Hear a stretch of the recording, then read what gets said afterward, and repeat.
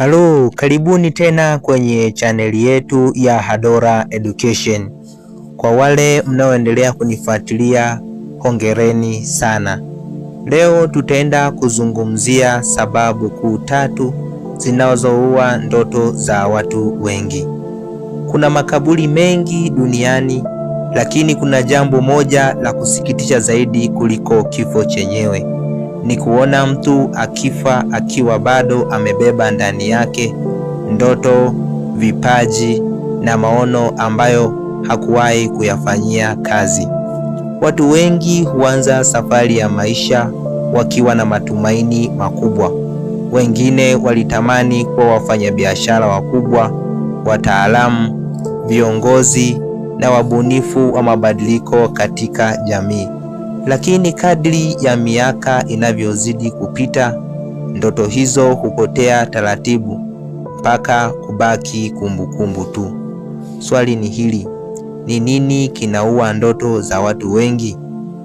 Tafiti katika saikolojia na maendeleo binafsi zimeonyesha sababu kadhaa, lakini hizi 3 zimeonekana kujirudia mara nyingi zaidi. Sababu ya kwanza ni hofu ya kushindwa. Hii ndio adui mkubwa wa ndoto nyingi. Watu wengi hawashindi kwa sababu hawana uwezo, bali kwa sababu wanaogopa kuanza. Wanaogopa kukataliwa, kukosolewa, kufanya makosa na kuonekana wameshindwa mbele za watu. Kutokana na hofu hiyo, wamebaki na mipango mizuri kwenye karatasi, lakini hawachukui hatua yoyote.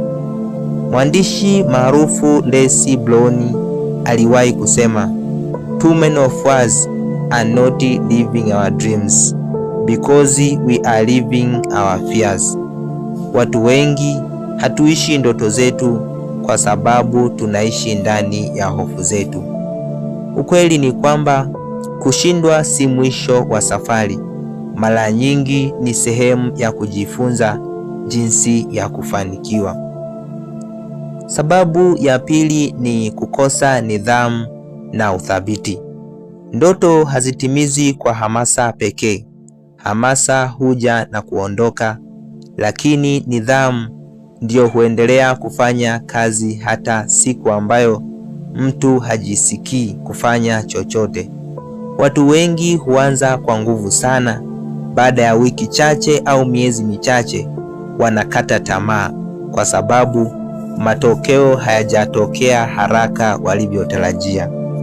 Mwezeshaji maarufu Warren Buffett alisema, "Someone is sitting in the shade today because someone planted a tree a long time ago."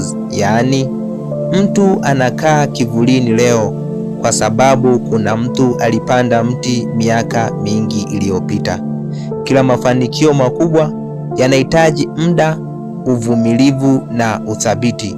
Ndoto nyingi hufa si kwa sababu haziwezekani, bali kwa sababu wenye ndoto wamechoka kabla ya kufika mwisho.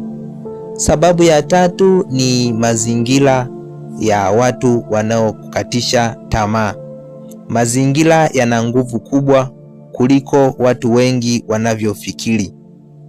Ukizungukwa na watu wanaosema haiwezekani, wanaosema huwezi kufanya hivyo, wanaosema hakuna aliyewahi kufanikiwa, wanaosema acha kuota ndoto kubwa, baada ya muda unaweza kuanza kuamini maneno hayo. Mjasiriamali na mwandishi Jim Rohn aliwahi kusema, "You are the average of 5 people you spend the most time with." Yaani, wewe ni wastani wa watu 5 unaotumia muda mwingi pamoja nao. Ndiyo maana ni muhimu kuzungukwa na watu wanaokutia moyo, wanaokupa maarifa na wanaoamini hata pale unaposhindwa kujiamini. Hitimisho: ndoto nyingi hazifi kwa sababu ya ukosefu wa akili, elimu au vipaji. Mara nyingi hufa kwa sababu ya hofu ya kushindwa, kukosa nidhamu na uthabiti, na mazingira yanayokatisha tamaa. Kama utaweza kushinda vitu hivi vitatu, nafasi ya kufikia ndoto zako itaongezeka sana. Imani yako na juhudi zako ndizo zitakazobadili ulimwengu. Usiogope kwenda polepole kuelekea kwenye ndoto yako. Ogopa kusimama kabisa. Kumbuka, ndoto haihitaji kuwa kubwa ili ianze, lakini lazima ianze ili iwe kubwa. Karibuni sana Hadora Education.